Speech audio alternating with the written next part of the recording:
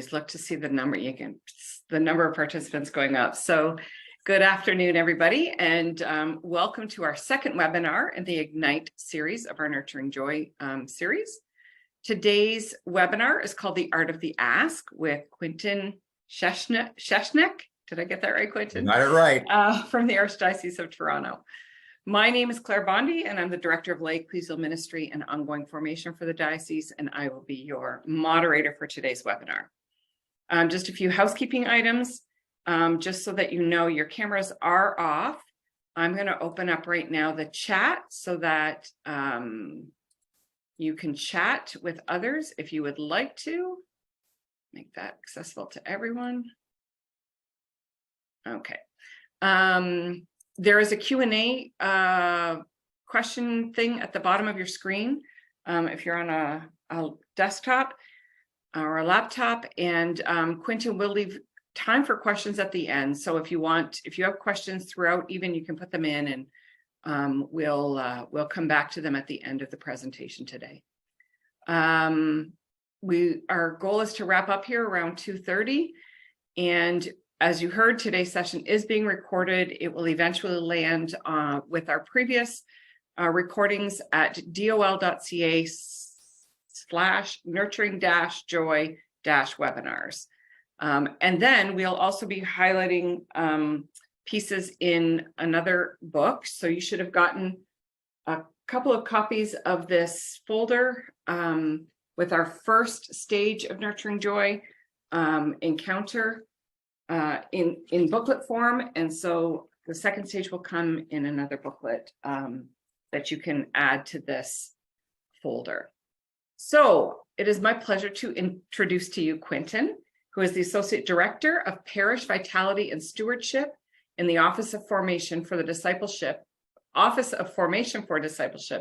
in the Archdiocese of Toronto.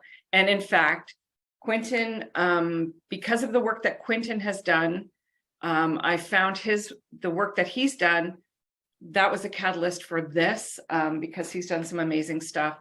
And we were just talking about the value of tangibles, putting tangibles in people's hands. So thank you for that, Quentin.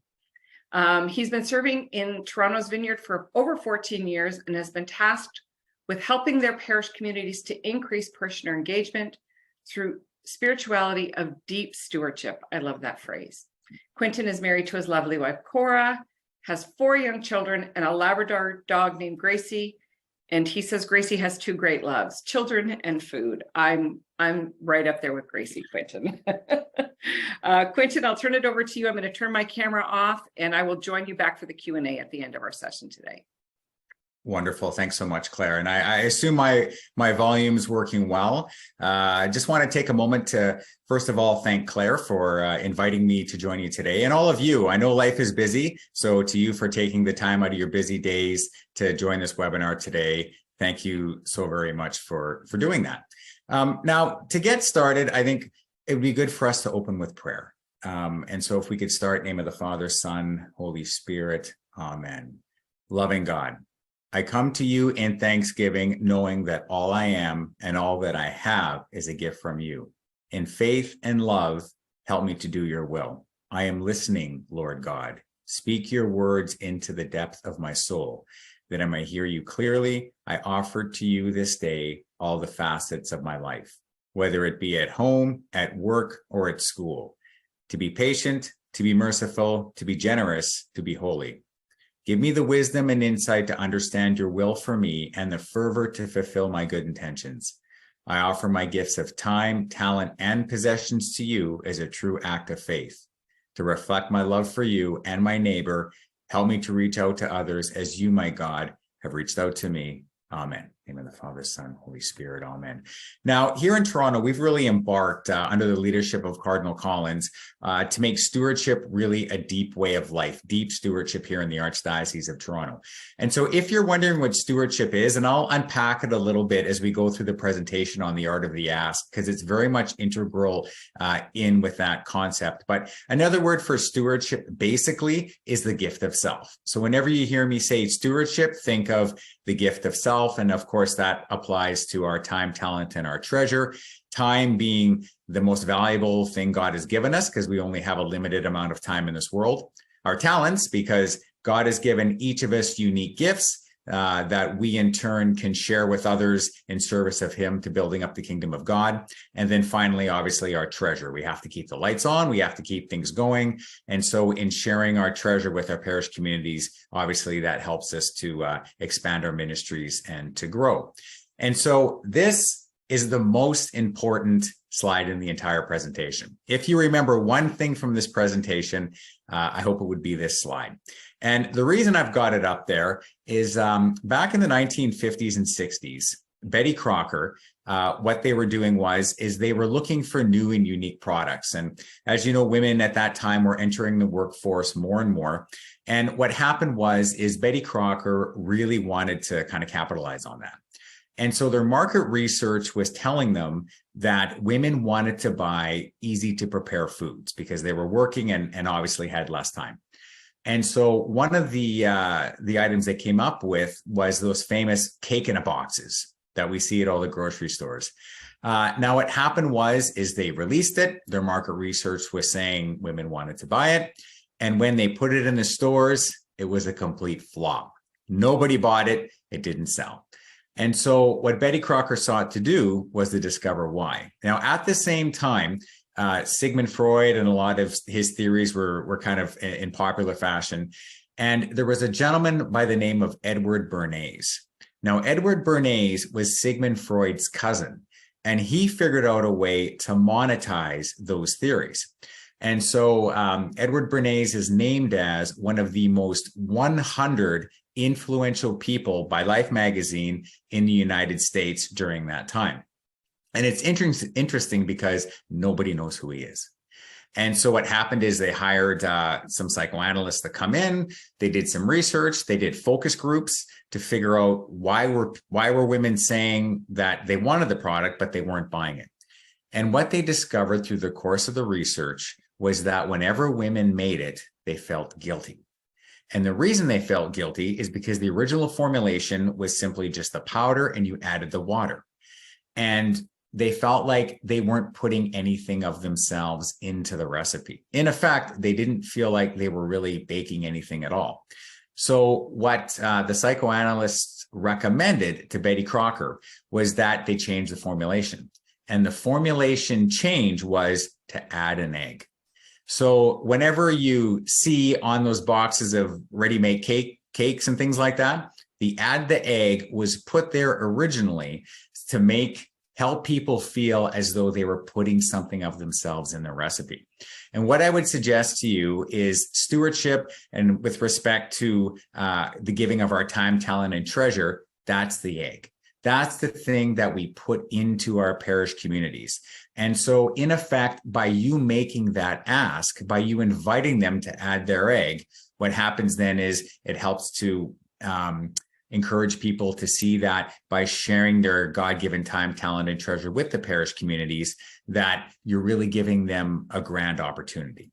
And so it's interesting because I remember one time I was meeting with a donor, fairly wealthy donor. He had been successful many times over. I think he owned about 4 different construction companies.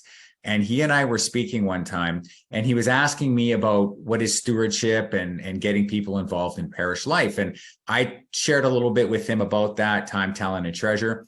And he looked at me and he said, "You got a problem." And I said, "What's that?" And he said, "Your problem is rental cars." Now, at the time, I didn't understand what he was talking about. I was thinking, well, what's rental cars have to do with people sharing their time, talent, and treasure with parish communities? And how does that impact the ask? And so what he shared with me is he said, "Quentin, how many times have you washed a rental car before you've returned it?" And of course, the obvious answer for all of us is never. In fact, we probably wouldn't even put the gas in the thing if the rental companies didn't make it. And I understood where he was going with this. What he was saying is that a rental car is just something you use.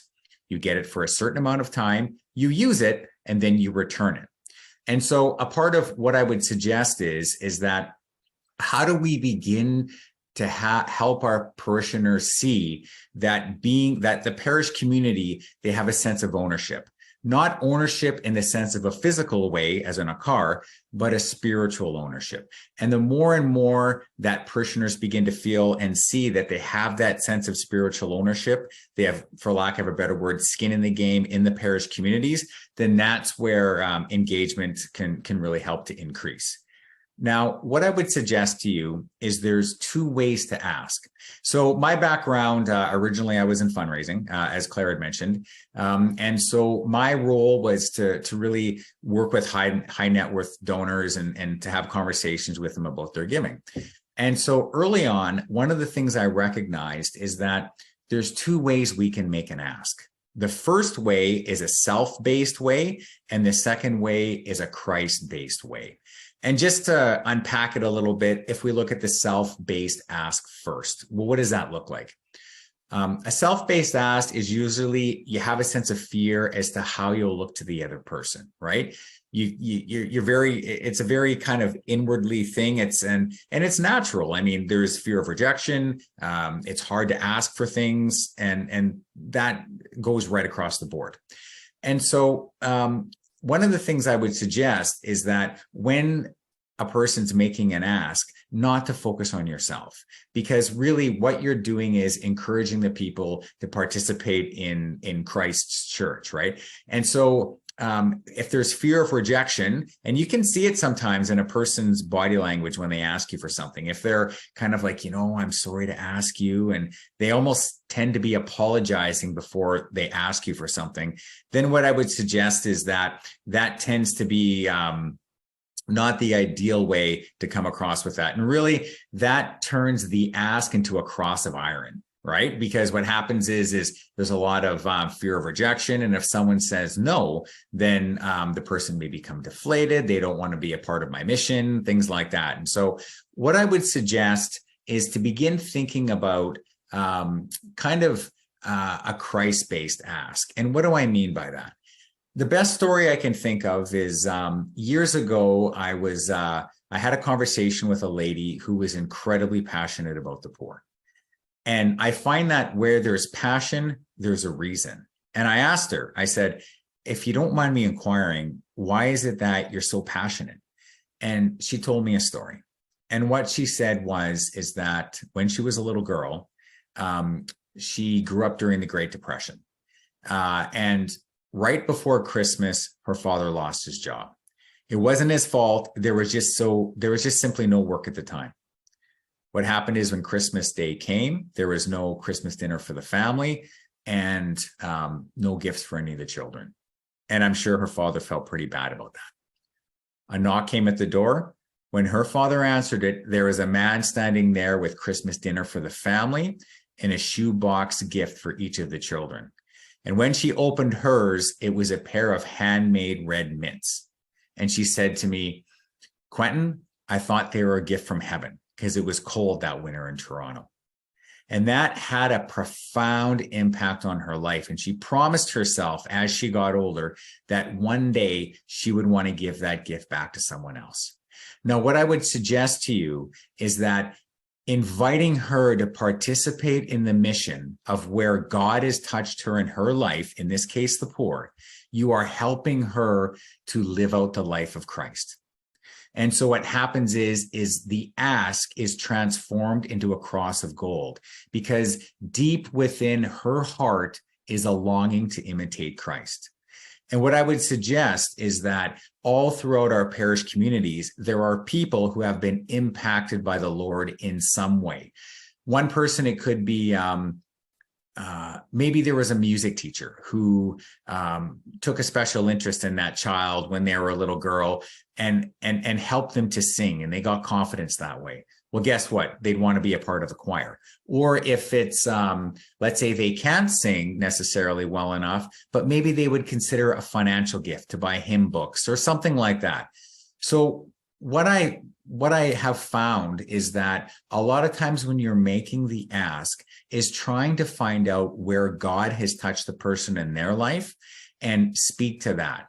In a lot of instances, and I know we have certain specific things that we need in the parish communities, but a lot of times if we focus too much on our needs, we're missing the opportunity to find out where Christ has touched someone else in their life and to really speak there. Then it transforms the ask into a moment of joy, because we're inviting people to imitate Christ within their very lives. And obviously that helps them grow in sanctity. And really it transforms the ask in a radical way. Interestingly enough, and in a lot of instances, you'll see that people, when they volunteer their time and talents, and I'll switch in between time, talent, and treasure throughout this entire presentation. But in a lot of instances, when you see people who are engaged in volunteering, as an example, Statistics Canada, and fundraisers know this, by the way, on a side note, we all know that, that by far religious people volunteer more than any other group in the country. And this is something that Stats Canada has measured as well. Volunteers who are weekly religious attendees dedicate about 40% more hours than other volunteers. But the interesting thing is that the majority of those volunteer hours, people give to non-religious organizations. So people are in our churches, they're in our pews, and when it comes time for them to decide where they're going to share their time and talents, they go outside of their parish communities to do so. And so it made me wonder, why is there this big disconnect? And so I think a part of the answer to that question was, years ago in the Archdiocese of Toronto, we were setting up an in memoriam program. And what that was is that if people wanted to give an in lieu of flowers gift to any part of the church, including their parish, they could do so. So when we were researching how to set up that program, I went and I spoke with a number of funeral home directors, because I wanted to understand what's the process once a person goes to the funeral home for that decision to be made. And I went and spoke to a funeral home director who is very active in the Knights of Columbus. So he's a very faith-filled man. He even served, I believe, on the state board, things like that. So when I was speaking with him, he shared with me that when he meets with families, sometimes he'll just say to them, you know, like, have you thought of an in lieu of flowers gift, kind of honor the memory, things like that. And what I learned is without exception, almost every single time, how the decision was made was that it was usually what the person died of. So if it was cancer, it went to the Cancer Society. If it was Alzheimer's, it went to the Alzheimer's Society. And time again, the decision was made not what the person lived for, but rather what they died of. And so it was interesting, in talking to that funeral home director, he had an epiphany for a moment, and he said, you know, Quentin, until you mentioned my parish, I never would have thought of it. And so I think part of the reason of this disconnect, why people are going outside of the parish communities to volunteer their time and talent, is because I think they've just never thought of it. And so I think in a lot of instances, this is where making the invitation is really important. And so I'll talk a little bit more about that later in the presentation. And so what we did here in the Archdiocese of Toronto was we had a survey about 4 months ago, because we wanted to gauge things post-pandemic, how people were re-engaging in the parish life, and even during the pandemic, were people engaged. So on our website, we collected close to about 800 responses in and around there. And the question asked was, I am actively engaged in sharing my time and talents with my parish community. And so almost 53% of people said they were not engaged. And that was a little bit of an eye-opener, especially for me, because I assumed that people who would come to the website, the Archdiocese of Toronto's website, to answer the question would be the eager beavers, and most of them would be engaged in parish life. That's kind of how I thought that would go, only because, you know, typically when people want to find out about mass times and things like that, they don't go to the Archdiocese website, to go to their parish website. And so not only did we get a decent response on the survey, but also the responses were quite surprising as well. And so that really gave us kind of a second look at how do we get people a little bit more deeply engaged in our parish life. And so to answer kind of a part of this question was, we did a webinar with a pastor out of Wichita, Wichita, Kansas, the diocese down in Wichita. They're kind of known as a leader in stewardship down there, the time, talent, and aspects of stewardship. And so his name is Father Jared Leese. Now, when he presented, we invited him up to Toronto to give a presentation here for both our pastors and lay people. And he presented the idea of the thirds in terms of who to ask first for things. And so what he suggested was, when you ask somebody, 1/3 of people will be very engaged and want to be, 1/3 of people will be somewhat engaged, and 1/3 of people will not be interested at all, no matter what you do. And so what he suggested was, in terms of your asking, is that don't spend all of your time trying to convince the 1/3 who don't want to be engaged in your mission, but rather go first to the 2/3, because obviously we only have a limited amount of time, and to go after that low-hanging fruit as kind of a starting point. They really represent the path of least resistance. And so if you want to watch that presentation a little bit deeper, I've got the link here that you can check it out later if you like.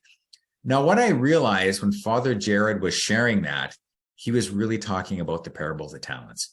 And he lives stewardship as a way of life so deeply that somewhere in his unconscious, that's connected in there. So when he was talking about 1/3, 1/3, 1/3, he was really talking about the parable of the talents. So 1/3 of people will want to be very engaged in your mission, right? We all know the story. The one servant who takes his 1/3 and trades very well with it, and is obviously praised by our Lord. Then the other 1/3 are moderately engaged. So, they trade to the best. And then the 1/3 are not at all engaged. And so it was interesting because really he was unpacking scripture and not even knowing it. And so one of the things is, as I mentioned, it's the path of least resistance. And eventually the idea being, and I'll show you a couple strategies for doing that, on how to get those people who are more engaged to go after the ones who are less engaged. Because any pastors who are here on the call, obviously you can't do it all yourselves, right? None of us can.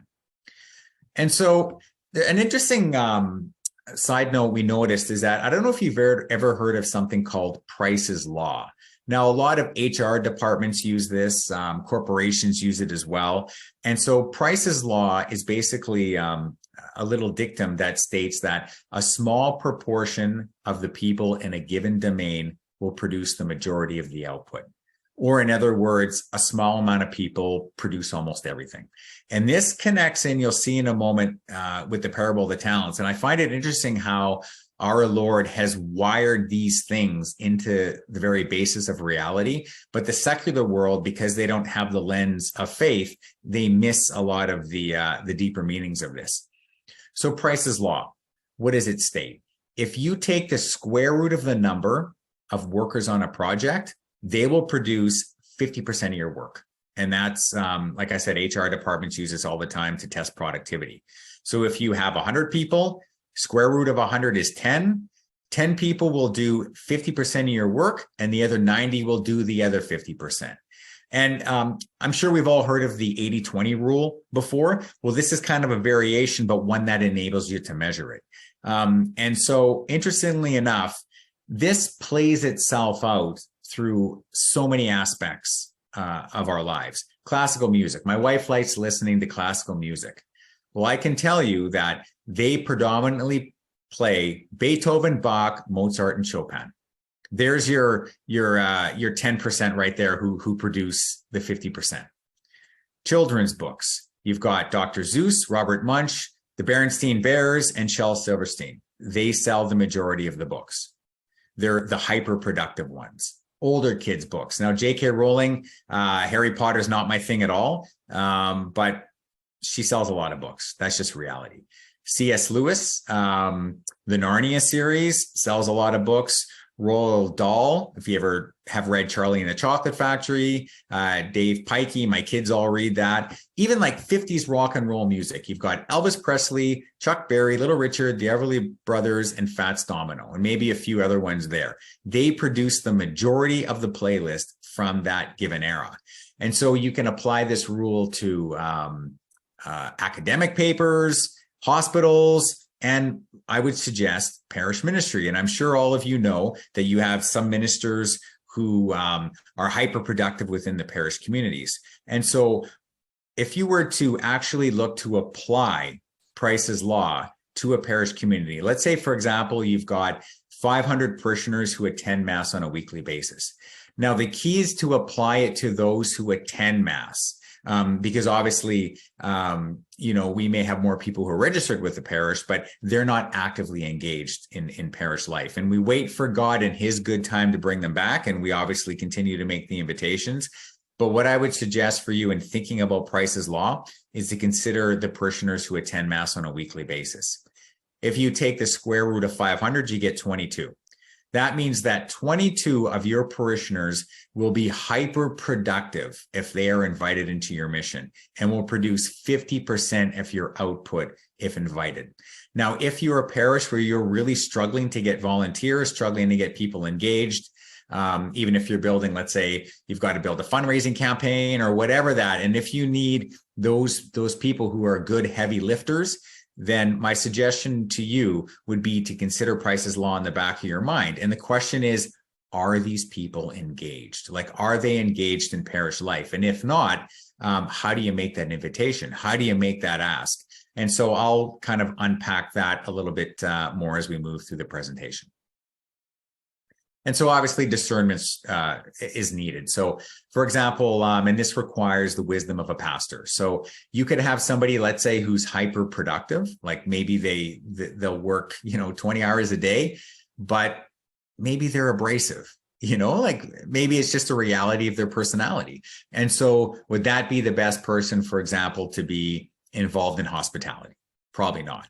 Maybe they would be kind of a better back office type of thing, organizing things. So obviously, whenever we're looking at time and applying Price's Law, we obviously want to take into account the talents of the person, right? And where does that best fit into the needs of the parish community? Because obviously, God has given us all unique talents, and we want to match those talents in with the right place within the parish community. And so what's interesting is this whole thing with I've been talking about Price's Law and all this. It's even wired into the bell curve. And so I'm sure we've all seen the bell curve today. On the right-hand side of the bell curve are the people who get like the 90%. Those on the far left maybe get the 40% and below, and everybody else kind of in the middle in terms of all you teachers out there who may be listening in, and you've seen the bell curve in practice in your classrooms. And so it's even wired into very existence by God. And so it's something just good to be aware of. And then, as I had mentioned, we'll go through a few strategies you can do to get these 2/3 from the parable of talents more deeply engaged within your parish mission. One of the main things that fundraisers do is we're really good at building a pipeline. And what I would suggest is this can be also applied to the time and talent aspects of stewardship as well, of getting people involved, of making that ask. So what does an ask pipeline look like? The first thing you do is you got to identify your prospects. And I'll share with you a little bit how to do that, or some ideas around that. The next thing is you got to make the invitation. But remember, it's got to be a Christ-centered invitation. So you're trying to find out where has God touched them in their lives, and sharing with them the opportunity to really live that out within parish life. And then the final part of the pipeline is saying thank you, gratitude. Gratitude is an important part of stewardship. And I'll share a little bit more about that as we go through. And so in building a treasure pipeline, and so fundraisers, one thing they're remarkably good at is kind of building those pipelines. So one idea is, you've got those people who give a one-time gift and never give again. And let's say an example of that could be you've got a birthday party. And in lieu of somebody giving you a gift, you say, you know what, make a gift in my name to my favorite charity. Now, if that charity spent all the time trying to get that donor to make another gift, they would be radically unsuccessful, because that person doesn't have a connection to the charity at all. They've got a connection to the person who asked them to make the gift, the person celebrating the birthday. And so that's I would suggest to you that's the 1/3 who are not interested in being involved in the mission. It's a great thing they made a gift. They've got that connection with the person who asked them to make a gift. But if the charity were to spend all their time going after that person to get them more deeply engaged in their mission, they'd be spinning their wheels quite a bit. And so then there are other people who make a one-time gift. An example could be, let's say it's Thanksgiving, and somebody says they see an ad or they read something, and they want to make a gift to give somebody a meal at Thanksgiving. That would be an example of a one-time gift. Or let's say if somebody wants to go work in a meal kitchen or something during that time, they want to share their time and talents that way. Now, what charities then do is they identify that one-time gift. And out of that, they have certain strategies to help that person to eventually become a monthly donor, right? And so these people are more committed into your mission. You kind of move them up the ladder, you move them up that pyramid. And then after they're a monthly donor, maybe that person would consider a major gift after a certain amount of time. And remember gratitude and saying thank you is important. Then the idea being is if they make a major gift, well, maybe eventually they'll make a planned gift. And so this all leads into the pipeline as well. And so this is how, on the treasure aspect of things, those things are constructed and that they are built. And there's literally apparatuses in charities that help move people up that pipeline. And so what I would suggest to you is on the time and talent aspect, you can do something as well that way, especially if your parish community has taken a big hit during COVID and maybe you don't have as many volunteers coming back and you've got to rebuild some of your ministries and you're wondering how to do it and things like that. Having that conscious awareness of building a pipeline can help you do that. So at the bottom is the 1/3 who they're just not engaged. They're not engaged. And then so the idea being is, let's say you have somebody who's engaged, but they've never volunteered. Well, maybe invite them to volunteer once. Then if they volunteer once, maybe they'll volunteer occasionally. And then you get them volunteering on a regular basis. And then obviously you've got your Price's Law people who may sit on your various councils or committees and things like that and really give that time in a way that best suits kind of their God-given talents as discerned, by the pastor in making those decisions. And so what I would suggest is that you can kind of apply that concept to inviting people to become more involved in parish life.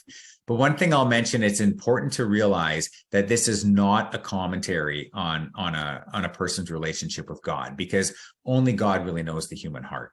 And so you could have a single mother, for example, who just doesn't have the time, right? She doesn't have the time. She's time poor and she just can't do it because she has a lot of family demands. So then maybe, she would, maybe her children would get really involved in ministry. Maybe involving her in the ministry instead of asking her to lead something is the way to go, And so I've got a little picture of the widow here down below, and we all know the story of the widow's mite, because the interesting thing with the widow is that when she gave her 2 copper coins, and our Lord singled her out for that, those copper coins were a manifestation of a spiritual reality.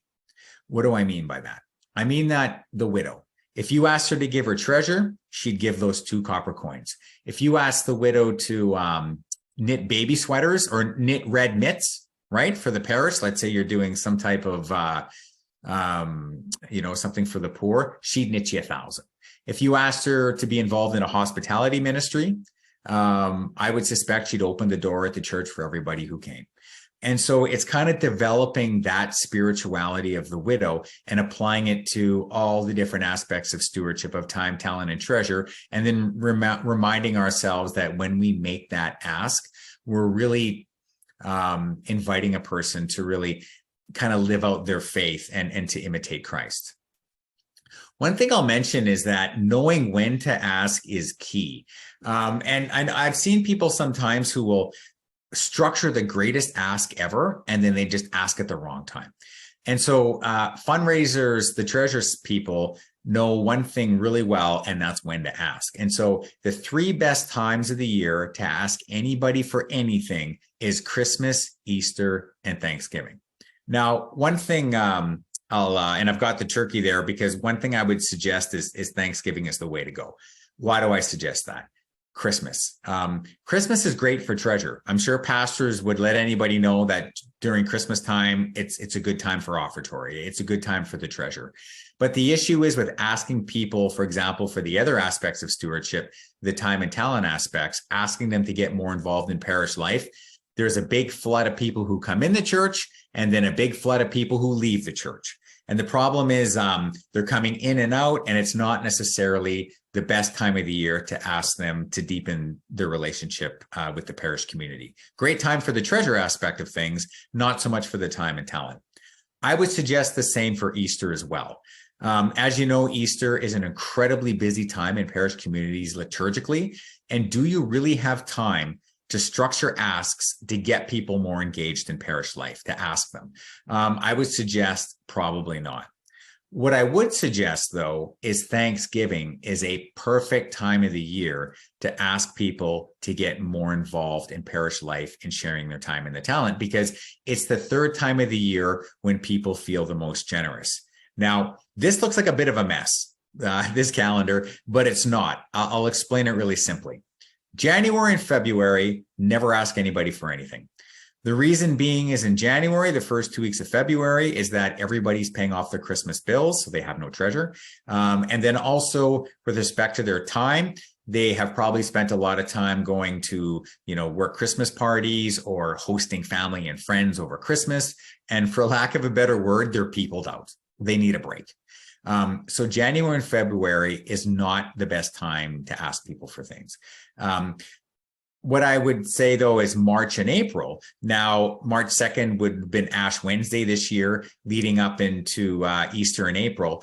Now, this is a good time for treasure, but as I had already mentioned, not such a good time for time and talent. And in fact, on the treasure side of things here in Toronto, we've got our kind of Archbishop's appeal that we call Share Life every year. And we run it in around Easter time, the Lenten time. And the reason we do that is pretty obvious: Lent, prayer, fasting, and almsgiving. So it's the perfect time on the treasure side of things to ask. As I mentioned, not so much on the time and talent. May and June, it's okay, but not ideal. July and August, don't ever ask for anything then. The simple reason being is people are away on holidays, and a lot of parishes, at least here in Toronto, don't even do bulletins at that time. As I mentioned, I'll just skip ahead. November and December, as I already mentioned, big flood of people and they leave, not the best time. What I would suggest to you is, if you want to ask people to get more involved in sharing their time and talent in parish communities, this is the best time to do it, in around September to October. Now, in the Archdiocese of Toronto, we've named the 25th Sunday of Ordinary Time, which is in around the third Sunday in September. We call it Stewardship Sunday. And what we're doing here is Cardinal Collins shares a homily that we share with all the parishes in the Archdiocese of Toronto. And I'll kind of go through, we run kind of a little mini kind of people raising campaign. We just launched all the info kit this January. So I'll kind of walk you through a little bit of what we're doing. If there's any ideas here you think that would work on your end of things. And then October the 10th was Thanksgiving. So if you were to structure any asks in around there for the time and talent aspects, because you're capturing people at the time where they feel the most generous, then you're more likely to get a yes. So when to ask is key. And you could literally build a time and talent calendar in around that time to leverage the generosity of the season. So as I mentioned here, for example, next year, September 17th is going to be Stewardship Sunday in Toronto, and parishes, they're being encouraged to do various parish activities in around that time in the lead up to Thanksgiving on October the 9th. Now, parishes don't have to do something every week. They could pick one weekend and do it. Or they could space it out over a few. It's up to them. It's completely flexible. Stewardship's basically the concept of which being that all parish communities are different, and whatever works best in your community, it's just to leverage the generosity of the season, as I've already explained. And so to help parishes do this, we created something called the Time and Talent Campaign Kit. Now in that, we've got Lay Witness Speakers Guide, Stewardship Committee Guide, Parish Ministry Fair Guide, and Commitment Sunday Guide. We've got posters the parishes can customize. We've got prayer cards and brochures and things like that. And so I'll walk through maybe just a little bit of some of the aspects of it. All of this is on our website. So if you see anything that you feel may work in your part of the vineyard, feel free to just download it off the website and use it, customize it, whatever you think that may be beneficial to you. We've kind of posted this all here on our website in Toronto. But like I said, if there's anything, you don't even ask for permission, just take it and use it. That's fine. And so the idea being is that people using the different element of the kits could build that time and talent campaign, as I was mentioning in the lead up to October. Now, when we put together the different elements of the kit, there is a reason why each element is there. And I won't go through every single element, but maybe I'll share with you kind of the thought patterns behind why we put a few of them in. And one of the reason is, and especially in asking, is that God has hardwired us for engagement. And so there's a little video that I'd like to share with you. It's done by a gentleman by the name of Paul Zak. It's a short video. And Paul Zak is a neuroeconomist who's based out of the US. And so what neuroeconomists do, it's a fairly recent field, but what they do is they study brain chemistry and how that drives people to make economic decisions. And so I'm just going to go ahead and share that now. So let's watch.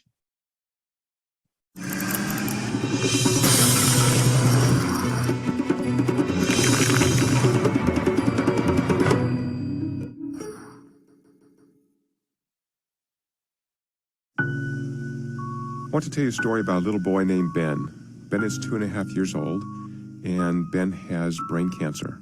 And Ben's really happy. He's happy because he's been through 2 rounds of chemo and radiation. And he feels good.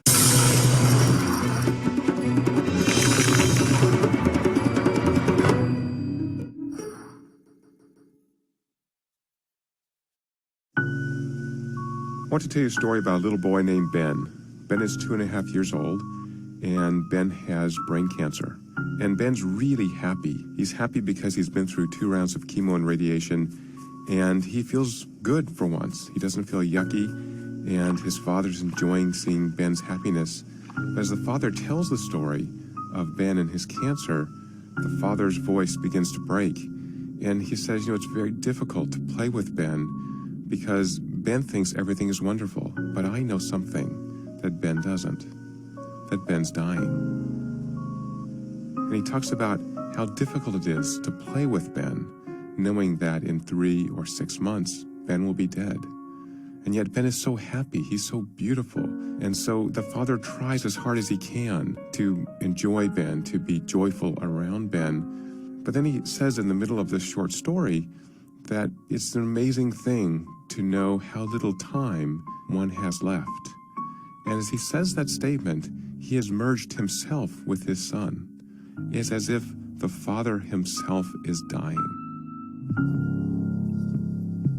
So in my laboratory, we've studied this story extensively. And what we found is that 2 primary emotions were elicited. One is distress, and the other is empathy. At the same time, when we asked people what they felt after the story was over, we really couldn't get very clear answers. So we began doing other studies on this story. So we took blood before and after, and we found that the brain produced 2 interesting chemicals.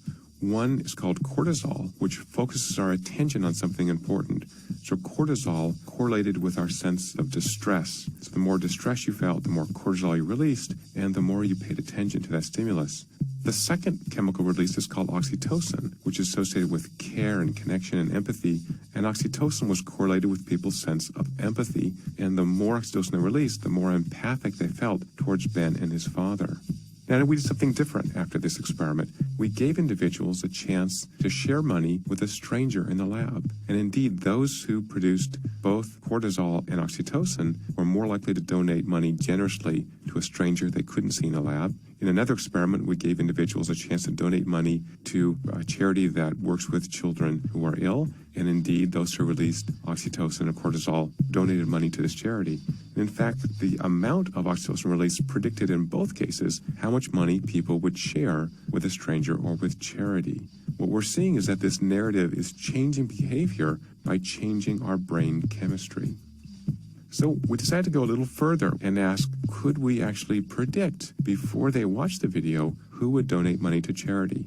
So with funding from the Defense Advanced Research Projects Agency, DARPA, we reran the study in which we not only took blood, but now we measured heart rate and skin conductance and respiration. And using these additional measures, we were able to identify this distress response and this empathic response, and we could predict with 80% accuracy who would donate money to charity. These individuals get paid about $20 to be in the experiment, and the people who donated money on average donated half their earnings.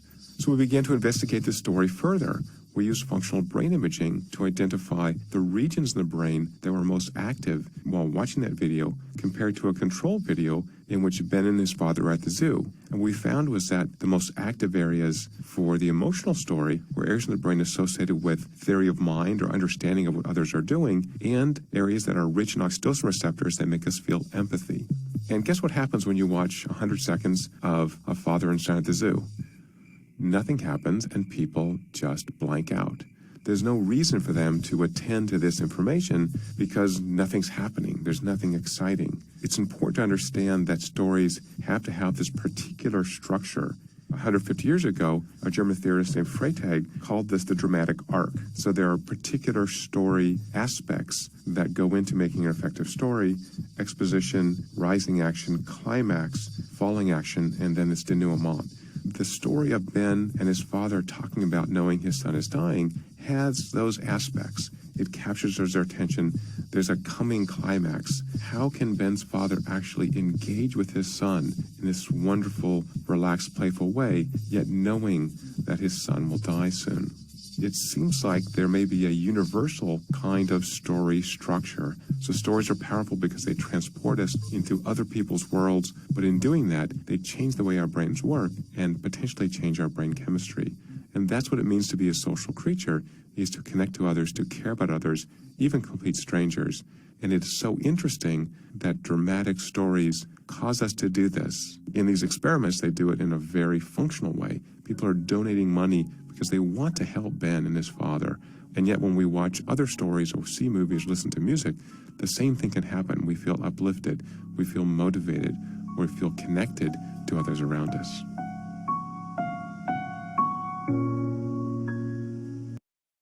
So powerful stuff. I remember the first time I saw that, it was kind of a light bulb moment in terms of structuring an ask. And so I don't know if you've ever watched people who have maybe told a story where they experienced a conversion and they share their story and how God touched them in their lives. And it's a powerful moment when you hear it. And so that was part of the logic that when we put together the personal witness talks. And so, and this, what helped to kind of bring this forward as well is in Toronto, we've got something called the Ordinandi Dinner. We do it kind of annually. Our Sarah Club puts it on. And what it is that at St. Augustine Seminary here in Toronto, those right before ordination occurs and when the priests are coming through, and then what happens is that we have this dinner for them. And so they come and they tell their stories during the dinner as to how God invited them to the vocation, to the priesthood. And they tell the story as to how it changed their lives and why they said yes. And if you go to that dinner, literally everybody at that dinner is waiting to hear those stories. And so what happens is those stories are so powerful that a number of parishes invite young men to come and have some seats around the tables to hear these future priests tell their story. And the idea being is of planting seeds, right? And so personal witness really has that power. And you even saw that in the video I just showed you of how that can come together to really in special ways. And so what we did was we partnered with St. Augustine Seminary with a lady by the name of Dr. Josephine Lombardi, and we created a lay witness speaker's guide. And so the idea being is, let's say if a parish is having difficulties getting people to sign up for ministry. You get somebody who is kind of a well-respected member of the community who's been volunteering for a long time, sharing their God-given time and talents. And they use this guide to create a personal witness talk, and they share it with the parish community. And then, along the lines of, this is how God has touched me in my life. This is how being involved in the church has really deepened my spiritual life. And perhaps it can do the same for you. And so obviously our pastors here don't have time to figure out how to do that. So we created this guide to help them. So the idea being is they just give it to a parishioner reads it. A month or so later, or 2 weeks, or however long it takes the person to write it, they bring it back. The pastor vets it, and when everything's all set and good, then the parishioner shares it with the group the pastor designates to try to get people to leverage that storytelling as a way of asking, right? Kind of the art of the ask kind of thing. Another way to ask is through parish events. One way, and I'm sure many people on this call have held them before, parish ministry fairs. So once again, we created a guide to kind of help parishes do that, because sometimes an ask can be made through an event, right? Some of the best asks are people to people. Sometimes it's parish events. Sometimes it's hearing somebody else talk about how ministries touch them in their lives, and a parish fair is another way to do it. Also, too, we created a commitment Sunday guide as a way to ask. The reason we did this is because there are some of our parish communities where they really are struggling with volunteers. Like, they're really struggling to get people out, and to hold a parish ministry fair would just be too hard. It's just too much work for them. So a commitment Sunday is basically, you have these forms, these templates, you hand them out. People sign up, you set up a booth to collect them all back in, and then the parish office processes them, and it's got some best practices inside. So this is an easy way if you're really struggling now with volunteers and you just don't have enough people to do something like a parish ministry fair.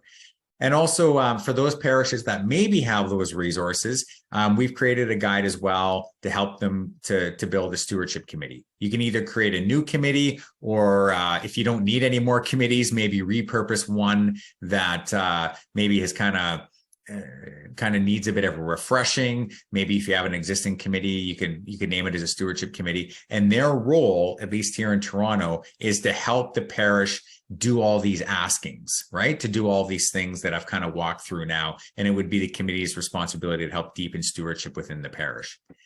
Another way you can ask as well is with written communications, especially with parish bulletins.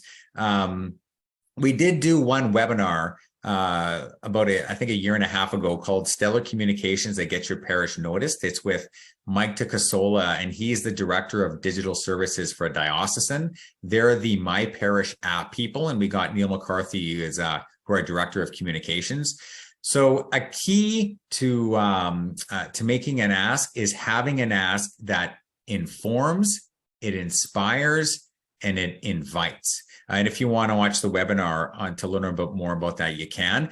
But really, here's a simple example taken from the webinar that these two communication professionals did.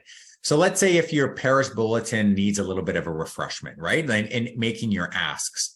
So let's say this is just, let's say, an example of something in a parish bulletin. Due to the extra work involved in streaming mass, projecting the music, and sanitizing the church after all masses, we need more people to volunteer. And obviously this was written during COVID. We're kind of moving into a post-COVID world, but this was the example used during the webinar. And so how then would you take that normal message and spice it up so it both informs, inspires, and invites?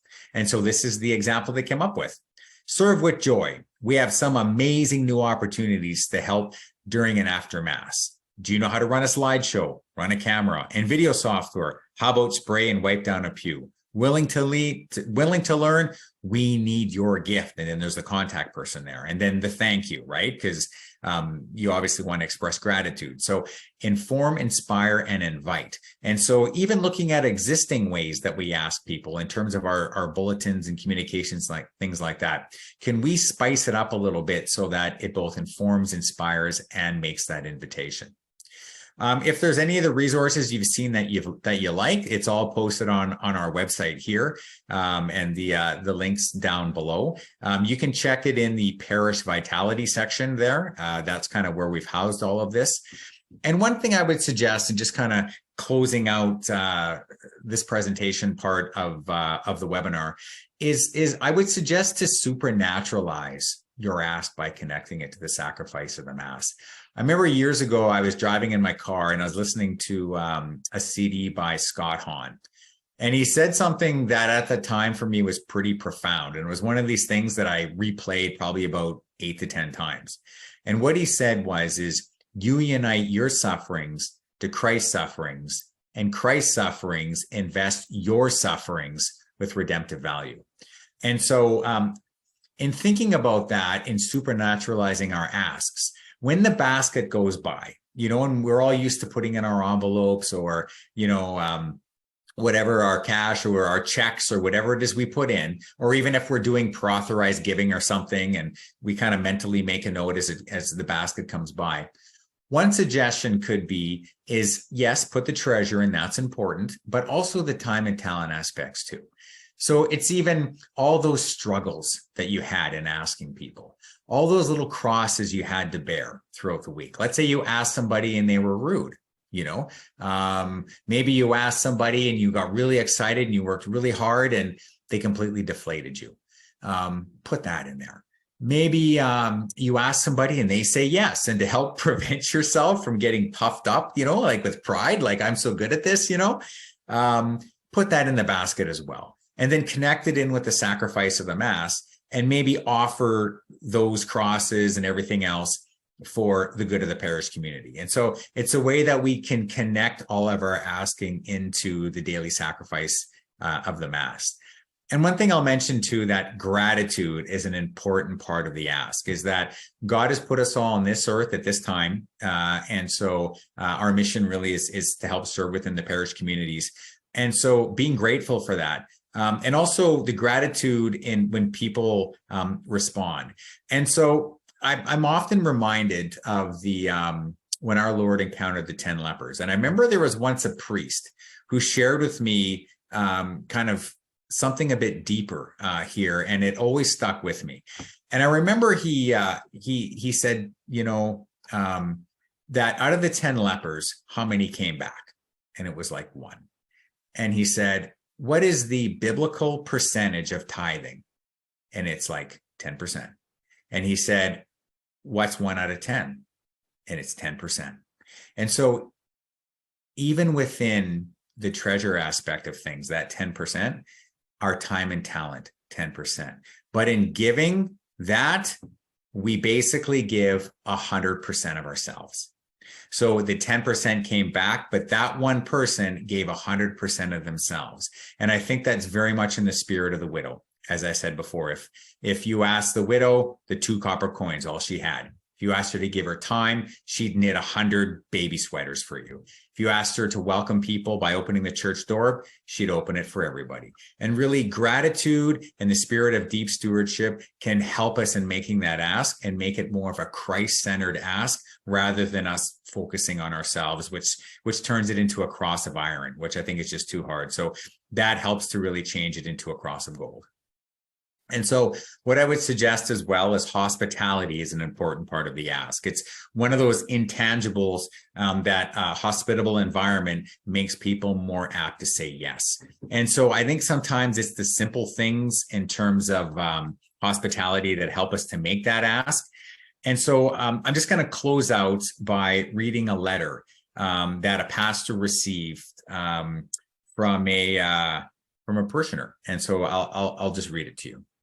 The pastor received a letter marked, "Please give to Harry the usher." It was handed over to Harry, and this is what it said. "Dear Harry, I'm sorry, I don't know your last name, but then you don't know mine. I'm Gert at the 10 o'clock Mass every Sunday. I'm writing to ask you a favor. I don't know the priest too well, but somehow feel close to you. I don't know how you got to know my first name, but every Sunday morning you smile and greet me by name, and we exchange a few words. How bad the weather is, how much you like my hat, and how late I am for a particular Sunday. I just wanted to say thank you for taking the time to remember an old woman, for the smiles, for your consideration, for your thoughtfulness.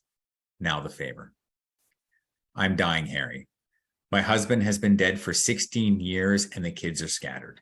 It is very important to me that when they bring me to church for the last time, you will be there to say, hello, Gert, good to see you. If you are there, Harry, I will feel your warm hospitality will be duplicated in my new home in heaven. With love and gratitude, Gert. And so I think, obviously in Harry's life, somebody invited him to something. He felt welcomed once, and it moved him so deeply that probably there's a story there, because I believe that where there's passion, there's a reason. And Harry imitated Christ by welcoming people to the parish community. And so by creating that warm and loving space, he had a profound impact on the simplest thing of just welcoming people, which is one of the keys of the ask. And so I'll close it out there, and maybe Claire invite you back in. And then if there's any questions, I'd be more than happy to answer them. Thank you. There we go. I had to click on that a couple times to get my face back in the screen here. So awesome. Thank you so much, Quentin. If there's any particular questions, you can throw them in the Q&A. I have a few just, I think, thoughts as we wrap up. Okay, so first of all, the Betty Crocker egg story. It's so simple, but it's so true. Yeah. Like people need to feel, I remember when I first started in ministry, I had been a volunteer in the parish, and I remember, I was green when I came in. You think, it's going from being a parish volunteer to being in the field is very different, right? So I thought I knew a lot more than I actually did. And I was so grateful for the person who supported me in that and sort of mentored me. And she didn't jump in to save me, but I knew she was there if I needed saving. And she let me crack the eggs and put the eggshells in if I needed to, and then gave me tools to how do you get the eggshell out? So I love that idea. And we need to I think that's about empowerment, right? That people need to feel, and not just that you need them, but that their serving does something for them as well. Yeah. The other piece that I thought was really interesting was you talked about sort of identifying skills and determining who's the right person for a job. I think you particular talked about somebody who works really hard 20 hours a week, and then you said, but they're a little prickly. Do you really want the prickly person being the one to greet people at the door? And I think maybe this doesn't happen in Toronto, but in the London diocese, we have situations where people have been doing a ministry for a really long time, and they may not be super well suited to it, and it's very hard to move them out of it. Any suggestions on that front? It's interesting. Spot here, but yeah, no problem. I think that once again is where the wisdom of a pastor comes in, right? And if it's one particular person, then maybe that's a conversation with the pastor, and maybe even thinking about how can we get them using their gifts in a certain way within the church that's not only more beneficial for the parish community, but maybe for them too, right? But I know some parishes, what they've done is they've looked at length of service, right? So they may, in certain ministries, they may say, okay, well, every 3 years or, things like that. And I think that really depends on, number one, what the ministry is, and number two, what role does it have in the parish? If you've got somebody who's got just an angelic singing voice, they're just have a beautiful singing voice, right? Do you really want to rotate them out after 3 years? Yeah, probably not, right? But if you've got somebody who, is a little bit kind of, maybe a little bit prickly, but maybe their talent is that they'll say things that other people may be afraid to say, right? Like that could be like, sometimes that's valuable Yep. in itself too, Yep. right? Like Yep. so it's kind of how do you match them in with that right talent? And what I've heard some pastors say is that sometimes they'll just use terms of service, 3 years, rotate people out, things like that. Yeah. I think it's a way to to at least start to address the situation. Yeah. We all know it can be really sticky because people feel very committed to the ministries they're doing. And like you said, if it's a good fit, it's, do you really want to move people out when And for the sake of moving them, Yeah. So, but we also want to leave room for, where do new people come in? Like I always think of the idea that,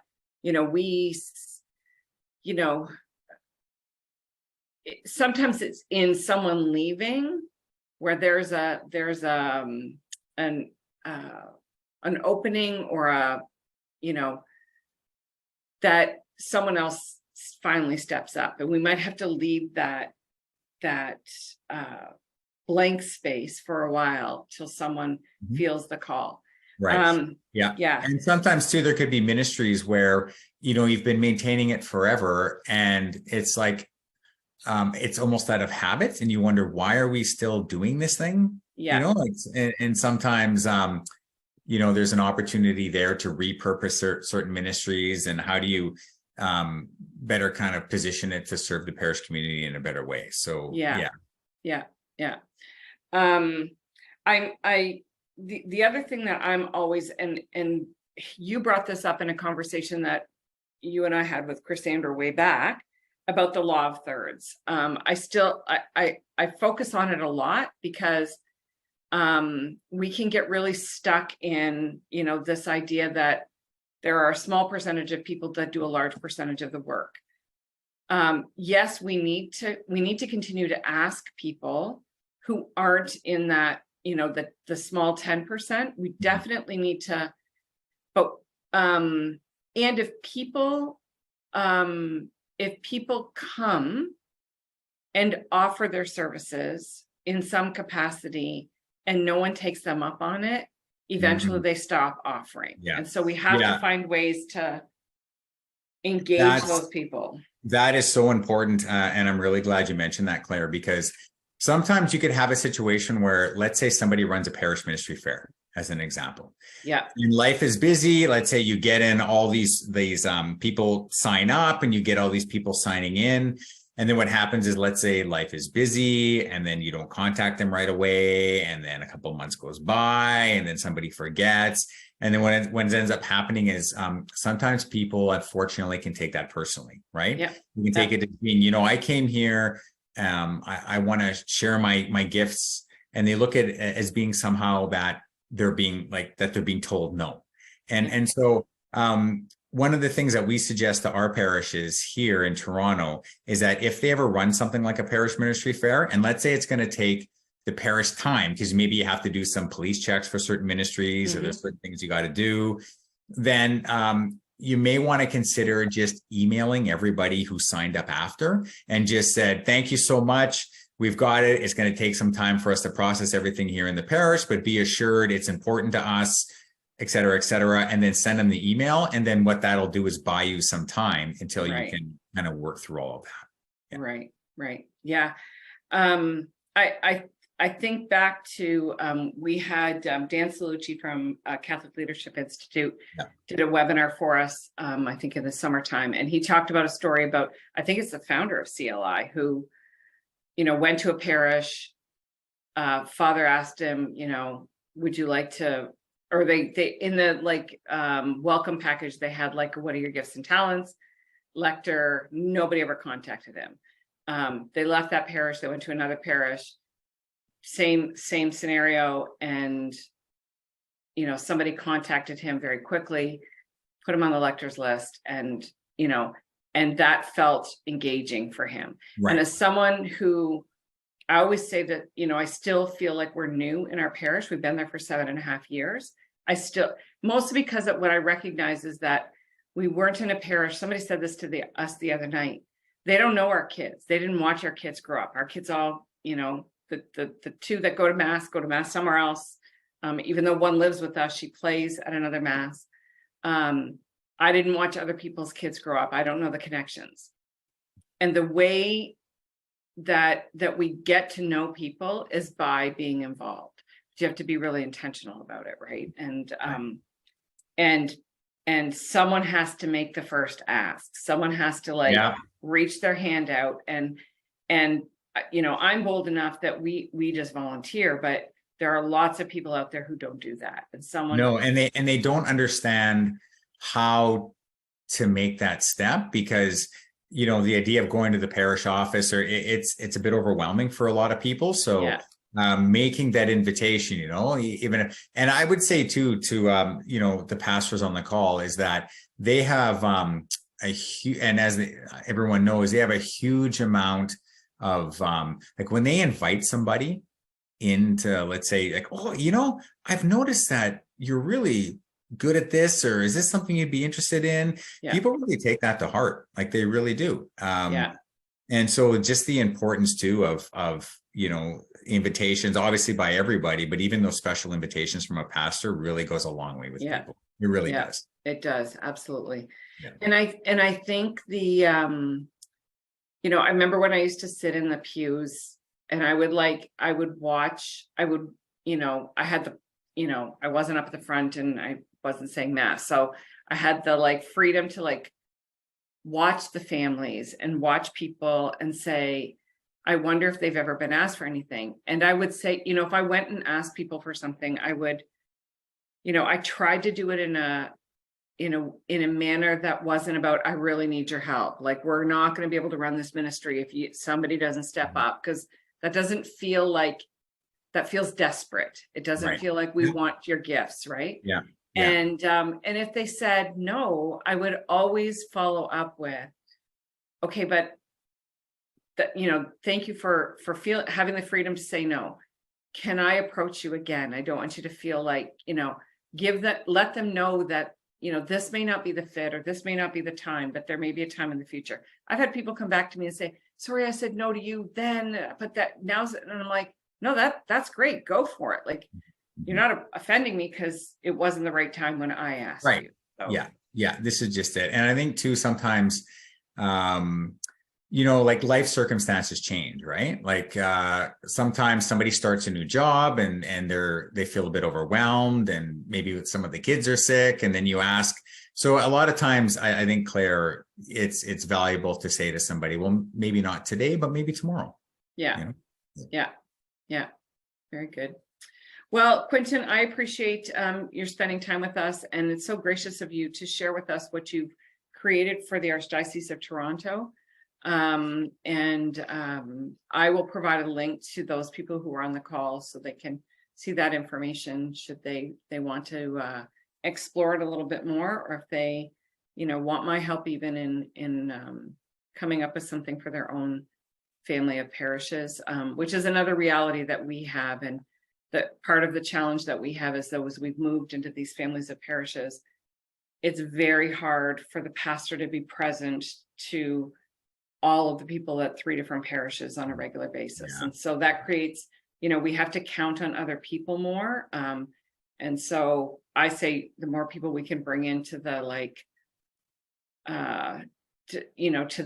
to the vision that we created, then they can do part of the work that, Yeah. And I think the idea too is that this should not, if anything, this should make everybody's life easier. Right. Like when you invite people in, there's that old saying, more hands make light work, know? So getting more people involved. And these are just some of the tools here that in Toronto we've launched in January, but there's other ones too. So for example, maybe one parish may want to do, I don't know, a retreat for parish ministers or something. Maybe after COVID, people are feeling tired. Maybe they need some kind of retreat to rejuvenate spiritually. Maybe that's it. Or, somebody else could, do a barbecue or whatever it is. Just the idea being is, trying to structure it in a way that you are asking people at the time when they are most likely to say yes. And I think that the you know, if there's someone you think, oh, Father really needs to be the one to reach out, Mhm. then you go to Father and say, you know, I can see there's, you know, this family here has, I think you really need to be the one to do the ask on this, right? Right. So, Right. Yeah, yeah, for yeah. sure.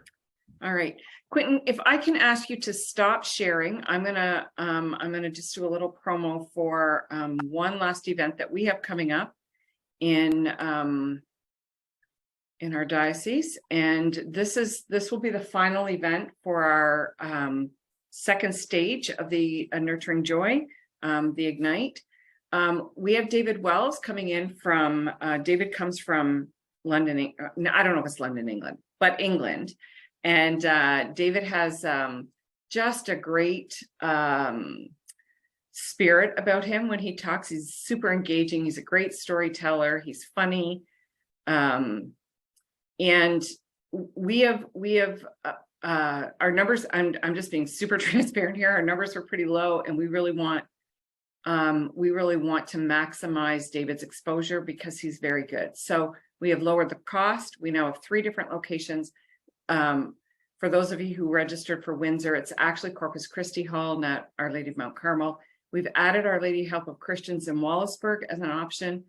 And we invite you to invite anyone in your family of parishes that you think may benefit. So your KFC leaders, he's going to talk about ministering to the people that are in front of us, the importance of being joyful and welcoming, and then he's going to hammer down a little bit more on engaging volunteers. So that will be the final stage of our, and the information here is at dol.ca David-Wells.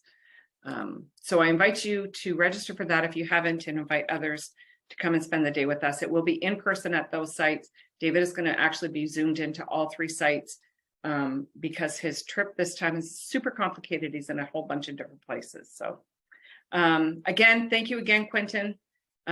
We appreciate your spending the afternoon with us.